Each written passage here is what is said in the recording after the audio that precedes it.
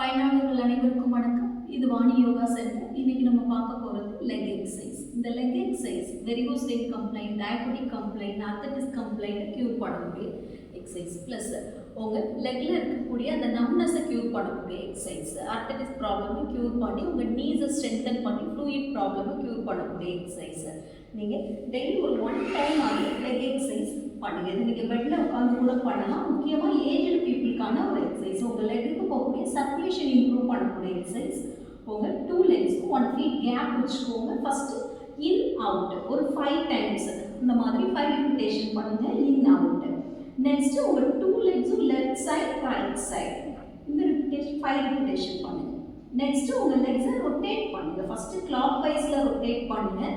5 times பண்ணுங்கள். Next anti clock wise 5 times. இப்போ நீங்கள் உங்கள் ஃபிங்கர்ஸை மட்டும் லெக்ஸை கொஞ்சம் ஜாயின் பண்ணி உங்கள் ஃபிங்கர்ஸ் நல்ல இந்த மாதிரி ஃப்ரண்ட் அண்ட் பேக் மூவ் பண்ணுங்கள்.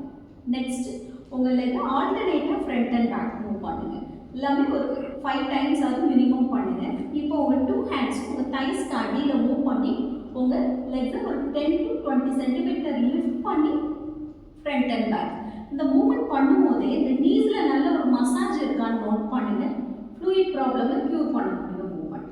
நெக்ஸ்ட்டு உங்கள் லெஃப்ட் லெக்கை ஆங்கிள் ரொட்டேட் பண்ணுங்கள். நல்ல clock wise 5 anti clock wise 5.